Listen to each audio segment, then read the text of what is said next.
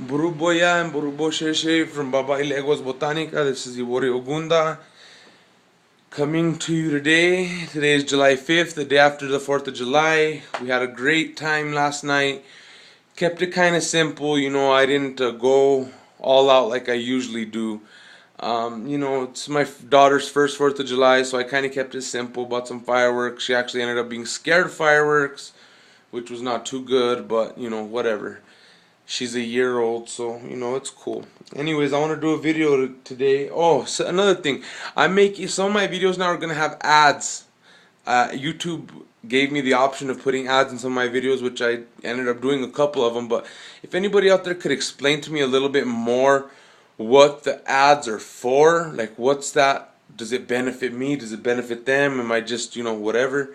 So if you could just let me know, it'd be great. Anyways, I wanted to do a video today on one of my favorite orishas, Oggun. Oggun. Awanile Oggun Mario, Awanile Oggun Mario. Awanile Oggun Mario, Awanile Oggun Mario.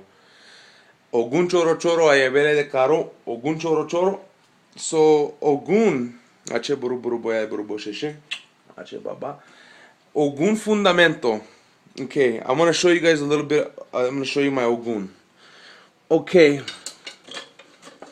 This stuff right here that is inside the Oggun, these sticks, all these sticks right here represent the forest, because Oggun is a warrior Orisha, and he's the god of iron and metal. If you see, this is stuff that comes from the railroad tracks, railroad ties.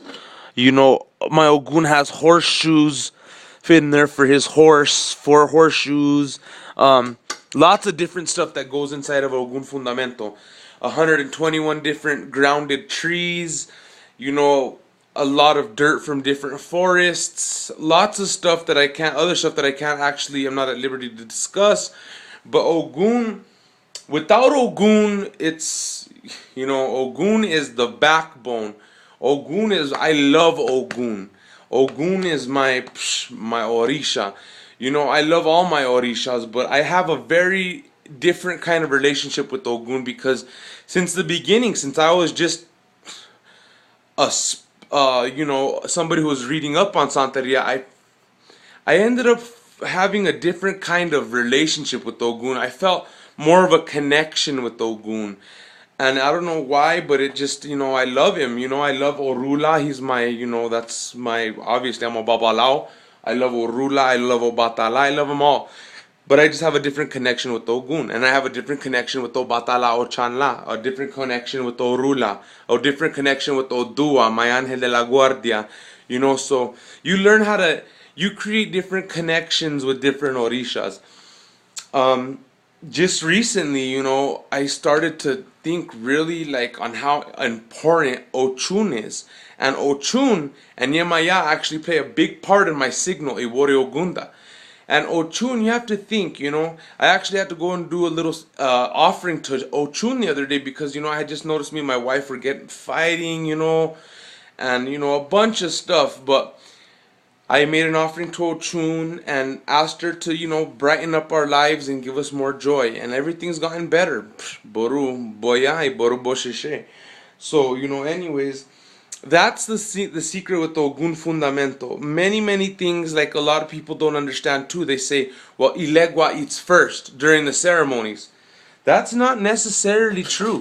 Ilegua does eat first. But for those of you Babalaos who have cuchillo, when you are doing the ceremony with cuchillo, and you have, right when you're about to cut the animal, and you say the prayers, cuchillo is a pact between the Babalao and Oggun. Oggun, this is a pact, a treaty that we are doing with Oggun. So when you actually make the cut, Oggun is actually the one who tastes the blood first, then the earth, then Eshu.